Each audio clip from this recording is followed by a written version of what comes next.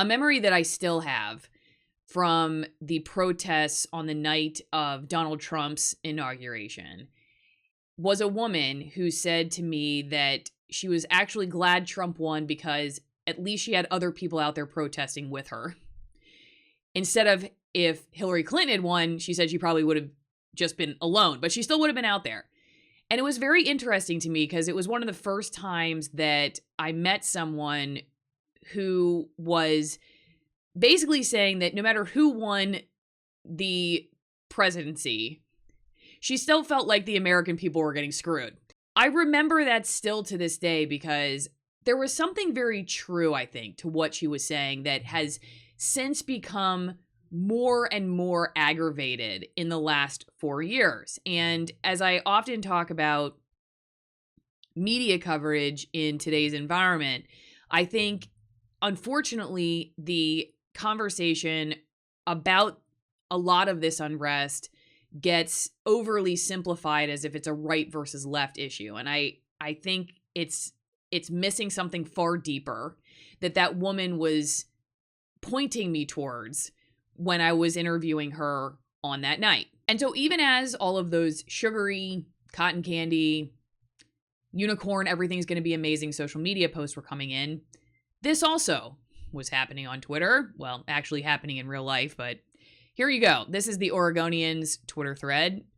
About 200 demonstrators gathered at Revolution Hall and are now marching in the streets of Southeast Portland for a J20 protest. Their signs say, "A new world from the ashes," and "We are ungovernable." And this picture is telling, "We don't want Biden. We want revenge for police murders, imperialist wars, and fascist massacres." Now, go to Mike Baker. He is a correspondent for the New York Times. There are about 150 protesters in Portland marching right toward an ICE facility chanting, "F Joe Biden."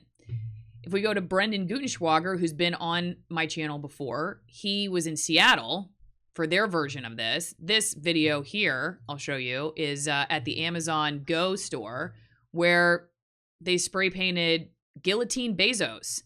And if you're not familiar with Brendan, definitely check him out on Twitter. He's BG on the scene, and he goes to a lot of these events and posts a ton of video if you want to see it for yourself. An independent journalist who is really, he does a lot of this in real time. So if you're interested in seeing these in real time and not just watching corporate media, definitely check him out, BG on the scene. But this is his video showing the Starbucks, one of the original Starbucks stores at the Pike Place Market, closed and boarded up. He says, "Our store is temporarily closed. Starbucks boarded up at Pike Place Market after Antifa had smashed the front windows and door last night in Seattle." Now, contrast that with what Washington, D.C. looked like. And I actually talked to folks who were there working during the inauguration who said it reminded them of occupied zones the U.S. has been involved in other countries, which is why this headline from The Guardian kind of jives with what I was hearing. I find fascinating. "This is not freedom. Militarized U.S. Capitol, a sign of forever wars coming home." And then this is from Forbes. "It's a militarized zone. Photos of a lockdown D.C. ahead of Biden's inauguration." How about this little factoid?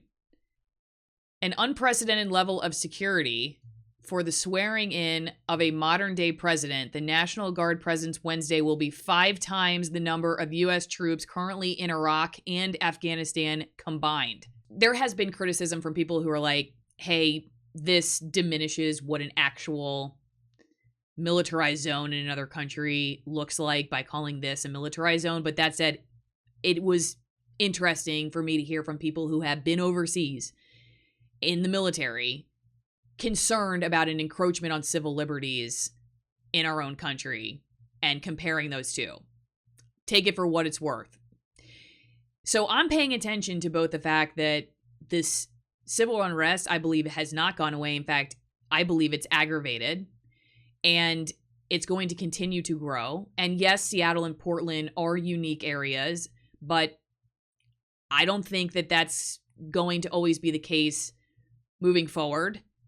Frankly, we saw a lot of unrest over the country that wasn't just in Seattle and Portland. And so I'm paying attention to that as well as the government response, and not just the government response to civil unrest by, bringing in 5 times the amount of National Guard that are in Iraq and Afghanistan.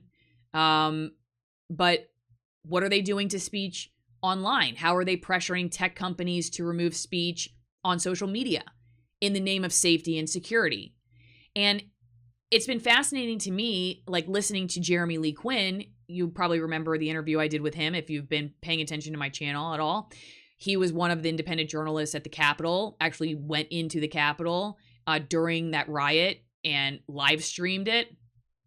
And he said that some of the folks he talked to who were of the more sort of tactically educated ilk, so he said the vast majority of people there were not of that kind, but that there were people he talked to who had prepared tactically for what they were planning to engage in that day, and that they had taken some of their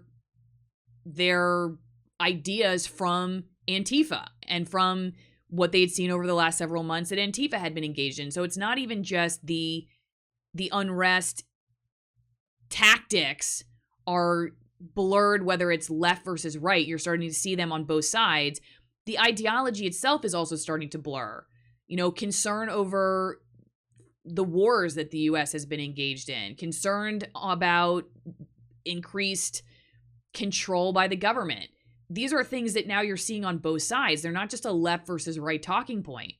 And so if you're somebody who was posting all of these, utopic visions for what's to come, I'm not doing this to be negative. I'm just saying there's stuff to pay attention to, not just from the civil unrest side of things, but how the government will respond. This is a former coworker of mine at my old TV news station who wrote, "I don't have a solution for this, but can we agree to move forward as a country where the free press, me, doesn't need to get issued helmets, military-grade gas masks, and general riot gear on American soil for Inauguration Day?" Listen, we were given protective gear in 2017 for the inauguration protests when Trump was inaugurated, but I was not issued a military-grade gas mask and a helmet.